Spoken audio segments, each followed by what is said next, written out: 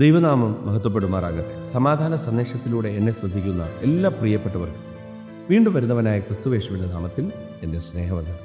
റോമാലേഖനം 8-ാം അധ്യായം അതിൻ്റെ 28-ാമത്തെ വാക്യം, എന്നാൽ ദൈവത്തെ സ്നേഹിക്കുന്നവർക്ക് നിർണയപ്രകാരം വിളിക്കപ്പെട്ടവർക്ക് തന്നെ സകലവും നന്മയ്ക്കായി കൂടി വ്യാപരിക്കുന്നു എന്ന് നാം അറിയുന്നു. വചനം പറയുകയാണ്, ദൈവത്തെ സ്നേഹിക്കുന്നവർക്ക് നിർണയപ്രകാരം വിളിക്കപ്പെട്ടവർ. പ്രിയരെ, ഇവിടെ രണ്ട് കാര്യങ്ങൾ പറയുന്നു. ഒന്ന്, ദൈവത്തെ സ്നേഹിക്കുന്ന കൂട്ടർ. അടുത്ത് പറയുന്നു, നിർണയപ്രകാരം വിളിക്കപ്പെട്ട ഒരു കൂട്ടർ. ഈ കൂട്ടരെ കുറിച്ച് ബൈബിൾ പറയുകയാണ്, അവരുടെ ജീവിതത്തിനകത്ത് എന്ത് തന്നെ സംഭവിച്ചാലും അതിനെ ദൈവം അവർക്ക് എന്താക്കും? നന്മയാക്കി മാറ്റും.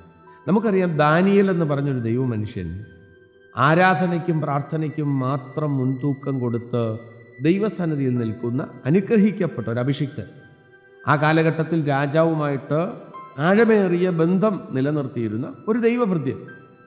ആ ദൈവഭൃത്യൻ്റെ ജീവിതത്തിനകത്ത് വിരോധമായിട്ട് രേഖ ഉണ്ടാക്കി തന്നെ തകർത്ത് കളയാൻ പിശാചൊരുക്കിയ വലിയ കെണി, വേറെ ഒന്നിനകത്തും തന്നെ കിട്ടത്തില്ല എന്ന് കണ്ടപ്പോൾ ആത്മീക വിഷയം തന്നെ എടുത്ത് തന്നെ തകർക്കാൻ വേണ്ടി ശത്രു വിരിച്ച ആ വലയ്ക്കകത്ത് നിന്ന് ദൈവം ദാനിയേലിനെ പുറത്തു കൊണ്ടുവന്ന് നമുക്ക് കാണാൻ പറ്റും.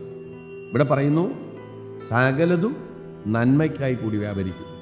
ദാനിയേൽ തനിക്ക് വിരോധമായിട്ട് രേഖ എഴുതിയപ്പോൾ രാജാവിൻ്റെ കാലിൽ പിടിക്കാനോ രേഖ മാറ്റി എഴുതാനോ ഒന്നും പറഞ്ഞില്ല. താൻ യെരുശലേമിലേക്കുള്ള കിളിവാതിൽ പതിവ് പോലെ തുറന്നു കിടന്നതുപോലെ തന്നെ ദൈവത്തോട് പ്രാർത്ഥിച്ച ആ അഭിഷിക്തൻ്റെ ജീവിതത്തിനകത്ത് പ്രതിസന്ധി ഇല്ലെന്നല്ല പറഞ്ഞത്, പ്രതികൂലം വന്നില്ലെന്നല്ല പറഞ്ഞത്.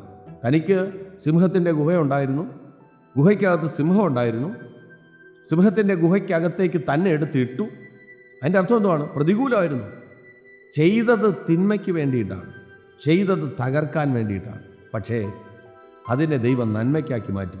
പ്രിയരെ, തിന്മയ്ക്ക് വേണ്ടി ശത്രു വിരിച്ച വലയെ ദൈവം നന്മയ്ക്കാക്കി. ദാനിയേലിനെ ആ സിംഹത്തിൻ്റെ ഗുഹയ്ക്കകത്ത് നിന്ന് കയറ്റുക മാത്രമല്ല, ആരാണോ ആ പരിപാടി ഇട്ടത് അവരെ അതേ ഗുഹയ്ക്കകത്ത് തകർത്തതുപോലെ ദൈവം നമ്മോട് സംസാരിക്കുന്നു.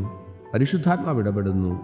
നിർണയപ്രകാരം വിളിക്കപ്പെട്ടവർക്ക് സകലതും, അത് സിംഹത്തിൻ്റെ ഗുഹയാകട്ടെ, അത് പോത്തിഫറിൻ്റെ ഭവനമാകട്ടെ, അത് കാരാഗ്രഹമാകട്ടെ, അത് വെളിച്ചപ്പാടത്തിയുടെ മുന്നിലാകട്ടെ, അത് ഏത് മേഖലകൾക്കകത്താകട്ടെ, അതെല്ലാം പരിശുദ്ധാത്മാവ് പറയുന്നു, അത് നിനക്ക് നന്മയ്ക്കായി വ്യാപരിക്കും.